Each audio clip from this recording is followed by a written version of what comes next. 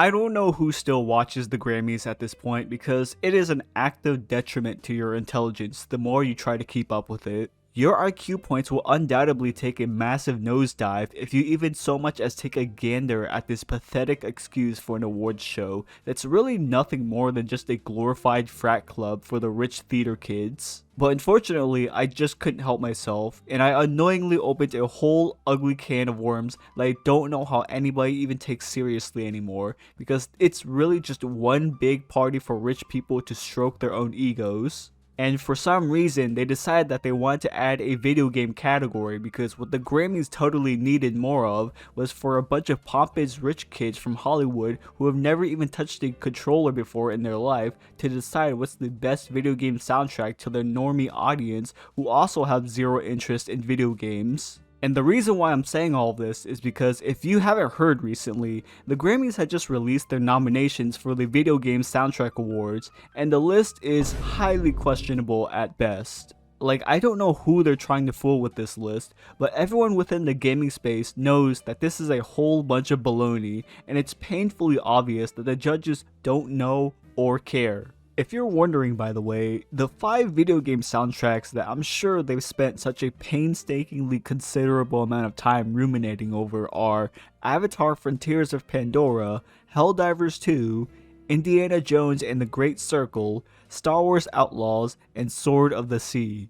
Now, if you follow video game releases, even just very casually, you would know that there are so many more deserving titles that released this year alone that should have made it onto the nominations for the best soundtrack but didn't. Like Ghost of Yotei, Monster Hunter Wilds, Doom the Dark Ages, and most notably, Expedition 33.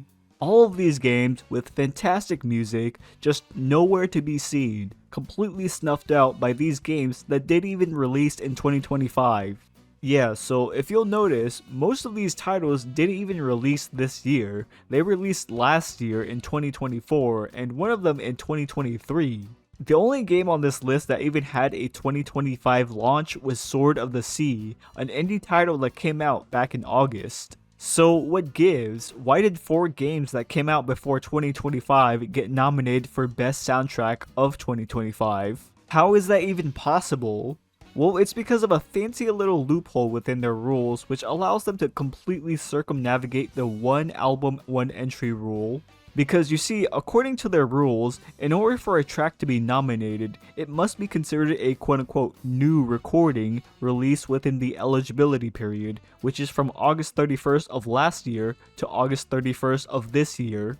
That means that theoretically, an album cannot be nominated for 2 years in a row because it's outside of the eligibility period and is not considered a quote-unquote new recording. Okay, cool, the rules seem fair enough. So how did Star Wars Outlaws and Avatar: Frontiers of Pandora make it onto the list for 2 years in a row, well outside the eligibility period? Well, it's because of one cute little technicality that they abuse in order to let specific people or titles bypass the rules. Do you notice here how the entries for Star Wars Outlaws and Avatar are slightly different for each year? Well, that's because the first entry was for the base version of those games, and the second or current ones are for the DLC expansions of them that came out this year, which means that it's technically considered a new recording released within the eligibility period because they did technically release a new music track for the DLC. Yes, that's right, the base game and the DLCs are treated as 2 separate entities that have no relation to each other. So theoretically, a single game that was released 10 years ago can get nominated today if it releases a brand new DLC or expansion with new music in it, because the expansion is a whole separate thing from the base game. For example, a title like Destiny 2 with multiple expansions across multiple years can still get nominated in those years because they had a DLC come out during those times. That's how they were able to bypass the rules and give the same game a nomination for 2 years in a row. Now, isn't that just an adorable little loophole? Now, why would they do this, you may ask? What's the point of nominating the same game for 2 years in a row when there are so many other more deserving options such as Expedition 33? Well, I think the reason for that is pretty simple. It's because, like most things in life, it's not a matter of how skilled or talented you are, it's more of who you know. And the Grammys are no different. It doesn't matter how many more accolades a soundtrack gets or how many more views it gets on every social media platform, because if that were the case, then Expedition 33 should have won hands down. Each track within the album has millions upon millions of views on YouTube and Spotify alone. It also even hit the #1 spot on the Billboard Classical Music charts, which is huge considering that it's from a niche game competing against literally every other industry titan out there. Meanwhile, nobody has ever talked about how good the OST from Star Wars Outlaws or Indiana Jones was. Not to demean these individual composers, because I'm sure they're very talented at what they do, but let's be honest, none of their work in these games have ever even hit the same level of popularity as anything in Expedition 33. Sure, these soundtracks are good enough for the titles that they're used in, but their cultural impact is nowhere near what Expedition 33 had ever achieved. So it's baffling to me how the only game on this list that was released in 2025 was the token indie game that obviously isn't going to win anyways. My running theory as to why the judges specifically chose these titles to nominate again is because they just wanted to pick the composers that they were most familiar with. And I say that because I've noticed that many of the composers on this list are repeat nominees for multiple years now. For example, look at how the composer for Helldivers 2 and Star Wars Outlaws, Wilbert Roget, has been nominated twice this year for 2 games that were released outside the eligibility period. And what's funny is that this guy is one of the only people on this list that have ever been nominated 3 times in this category. In fact, most of the people who have ever been nominated by this event are repeat nominees, instead of giving it to another brand new composer.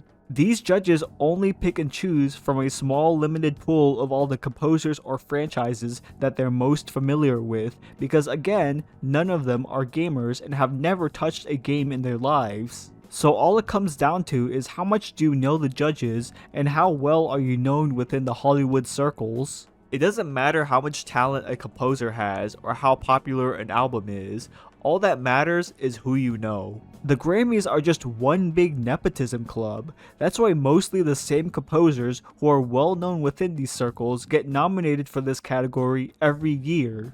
And unfortunately for Lorien Testard, the composer for Expedition 33, he was just a small-time indie creator with no connection or affiliation with anyone within Hollywood, so they didn't even know about his existence to even give him the chance to get nominated in the first place. So that begs the question, what's the point of having this category? Why even put the effort to make this when you're not even gonna put the effort to choose the games that are actually more deserving of being recognized by a wider audience? Well, who really knows? It could be because they want to give their friends from the gaming industry some recognition, or because they want to expand their audience to include gamers. I don't know, but whatever it is, it's not working. The normies who don't play video games won't care about this category either way, and the gamers know that the nominations are a complete joke and they shouldn't be taken seriously.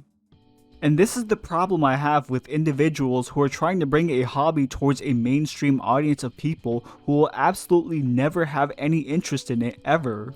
Look, I'm all for introducing new people to the gaming space if they were interested or at least open-minded about it. But the issue with bringing a hobby to the mass unfiltered audience who will never even engage with it in the first place is that it's destructive to the hobby itself. While it does have the potential to introduce a wide variety of people to something that they might have an interest in, who will then hopefully appreciate the space and become consumers, however, I think that most of the time, this is not the case, and what ends up happening is that it brings in a population of people who don't really respect the medium and want to change it to fit their own preferred worldviews. They don't actually care about the artistic vision or the effort put into the work. They just want to feel the validation from their own circles about being a good person because they've included outsiders, when in reality, they couldn't care less about them or their silly little hobby. They'll only hop on the bandwagon and pretend to be interested whenever it starts getting traction within the cultural zeitgeist right now, and they'll most likely drop it like a rock whenever the hype dies down. You know, we have a word for these kinds of people: tourists.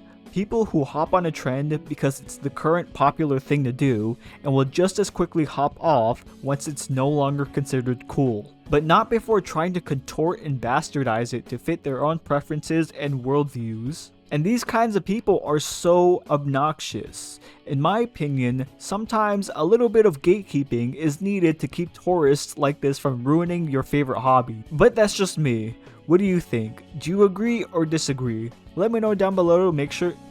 But that's just me. What do you think? Do you agree or disagree? Let me know down below and make sure to like, comment, subscribe for more content in the future. See ya.